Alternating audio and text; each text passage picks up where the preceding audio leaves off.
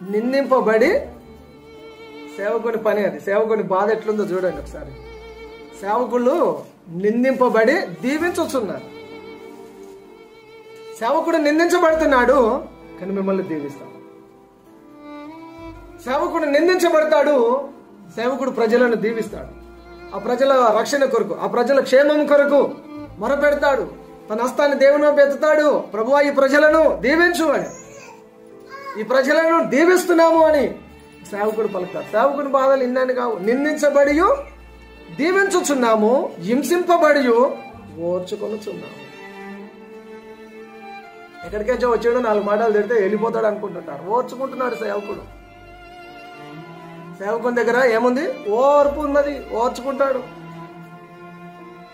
ఆయనకు లేదా బలం, లేదా జ్ఞానం, లేదా శక్తి, లేదా ఆయనకు సర్కిల్, లేదా ఆయనకు లేరా ప్రజలు, లేరా ఆయన కూడా ఇన్ఫ్లుయెన్స్ వాడితే ప్రజలు దిగిరారా? వాక్యం ఏం చెప్తుంది? హింసించబడి ఓర్చుకోవాలి. సేవకుని బాధలు ఎన్నున్నాయమ్మా. నిందింపబడి దీవించుచున్నాడు, హింసించబడి ఓర్చుకొనుచున్నారు, దూషింపబడిన అయ్యా అయ్యా అయ్యా అని బదిలాడుకుంటున్నారు. సేవకుని పరిస్థితి ఎట్లా ఉంటుంది? అందుకనే మేము సేవకులము అని రాస్తా ఉన్న రోజు ఒక వాక్యాన్ని రాస్తా ఉన్నాం. మేము సేవకులము. కొత్త విషయాలేం రాస్తలే, మళ్ళీ కొటేషన్లేం రాస్తలే, వాక్యంలో నుండే మేము సేవకులము. మా ధైర్యం అదే, మా బలం అదే, ఆ వాక్యమే. సేవకుని బాధలు ఎన్నో ఉన్నాయి, మేము సేవకులం.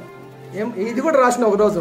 నిందింపబడి దీవించుచున్నాము, హింసించబడి ఓర్చుకొనుచున్నాము, దూషింపబడి బతిమాలు కొనుచున్నాము, లోకానికి మురికిగా ఉన్నాము. మీ అందరికి పెంటగా ఉండొచ్చు సేవకుడు. దేవుడు అప్పగించిన పని అది. ఆ పనిని బట్టే మేము సేవకులమని దర్జాగా, ధైర్యంగా సమాజంలో విశ్వాసుల మధ్య,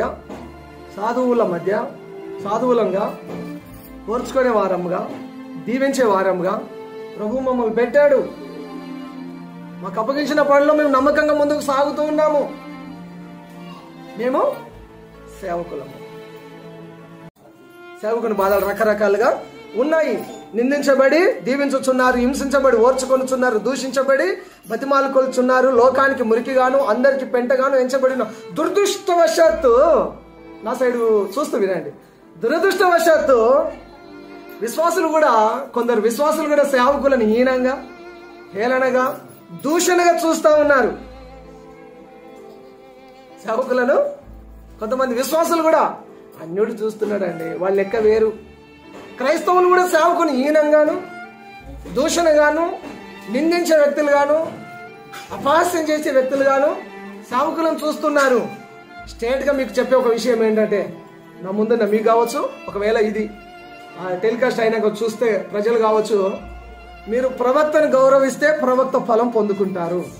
సేవకుడు అని మీరు సేవకుని గౌరవిస్తే సేవకుని ఫలం పొందుకుంటారు. అన్యుడు దూషిస్తున్నాడు, క్రైస్తవులు కూడా దూషిస్తున్నారు సేవకులను అంటే నువ్వు ప్రవక్త ఫలం పోగొట్టుకుంటున్నావు, నువ్వు సేవకుని ఫలం పోగొట్టుకుంటున్నావు. నీ చేతిలో ఏముండవు. చినిగిన సంచి, పగిలిపోయిన తొట్టే జీవితం. చినిగిన సంచి, పగిలిపోయిన తొట్టే. ఏమి నిల్వ ఉండదు అక్కడ, మిగులుబాటు ఉండదు, నిలువ నీళ్ళు ఉండవు, నిలువ నీడ ఉండదు. గుర్తుపెట్టుకో, ప్రవక్త ఫలము, సేవకుని ఫలము. ఈయన నా సేవకుడని, ఈయన నా శిష్యుడని గ్లాస్ మంచినీళ్ళు ఇచ్చిన ప్రతిఫలం పోదన్నారు. దేవుని వాక్యం చెప్తాను. ప్రవక్త ఫలమును పొందుకున్నాం. సేవకుని ఫలము పొందుకునే వారంగా మనం ఉండాలి.